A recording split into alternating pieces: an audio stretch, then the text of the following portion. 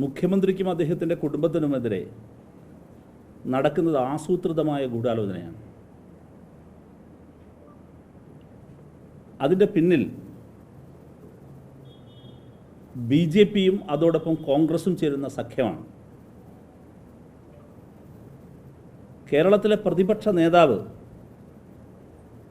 ഈ ആസൂത്രിത ഗൂഢാലോചനയുടെ മുഖ്യ സൂത്രധാരകരിൽ ഒരാളാണ്.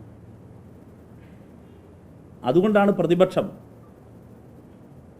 ഈ പച്ച നുണ പറഞ്ഞതും ആ പച്ച നുണയുടെ വൃത്തികേടിൽ കിടന്നിപ്പോഴും ഉരുളുന്നതും. സത്യം പുറത്തു വന്നിട്ടുണ്ട്. താങ്കളുടെ ചോദ്യം അതായിരുന്നല്ലോ, ഇപ്പോഴും കിടന്നുരുളുന്നത്. നിങ്ങൾ നോക്കൂ, കേരളത്തിലെ പ്രതിപക്ഷ നേതാവ്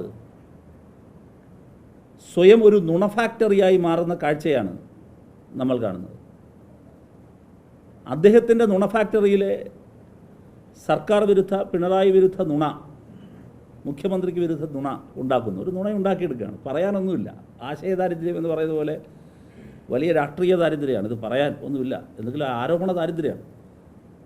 അപ്പോൾ എന്തെങ്കിലും പറയണമല്ലോ. തെളിമയാർന്ന രാഷ്ട്രീയ ജീവിതത്തിൻ്റെ ഉടമയായ 2016 മുതൽ തുടർച്ചയായി അധികാരത്തിലിരിക്കുന്ന, മുഖ്യമന്ത്രി പദത്തിലിരിക്കുന്ന കേരളത്തിൻ്റെ പ്രിയപ്പെട്ട മുഖ്യമന്ത്രിക്കെതിരെ കാതലായ വസ്തുതയുടെ വെളിച്ചമുള്ള ഒന്നും പറയാനില്ല.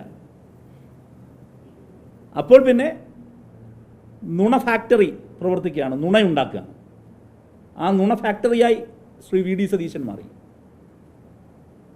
ആ ഉൽപ്പാദിപ്പിക്കുന്ന നുണ പറയാൻ കൂലിക്കാരെ വയ്ക്കുന്നു. അത് BJPയാണ്. BJPക്കാരനെ കൂലിക്കാരനാക്കുകയാണ്. BJPക്കാരനത് പറയുന്നു. അത് വളരെ സ്ക്രിപ്റ്റഡ് അല്ലേ? ഒരു പ്രധാനപ്പെട്ട പത്രത്തിൽ അച്ചടിച്ച് വരുന്നു, അത് പറയുന്നു. അടുത്ത നിമിഷങ്ങളിൽ ഒരു വലിയ ഞെട്ടിപ്പിക്കുന്ന വെളിപ്പെടുത്തൽ എന്ന നിലയിൽ പ്രതിപക്ഷ നേതാവ് അത് ആവർത്തിച്ച് പറയുന്നു.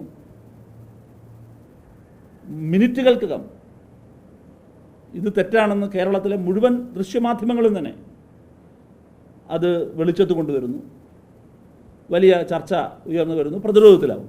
എന്നിട്ടും ഒരു തരത്തിലും അത് പിൻവലിക്കാൻ തയ്യാറാകുന്നില്ല. ഇനി ഈ ദുബായ് ബേസ്ഡായ ഈ കമ്പനിയുടെ ഉത്തരവാദിത്തപ്പെട്ടവർ തന്നെ നേരിട്ട് മാധ്യമങ്ങളെ സമീപിച്ചിട്ട് പറയുകയാണ് അങ്ങനെയില്ല, അവർ തന്നെ വ്യക്തമാക്കുന്നു. എന്നിട്ടും മാറുന്നില്ല. അതിൻ്റെ കാരണം എന്താണ്? ഇത് ആസൂത്രിതമാണ്.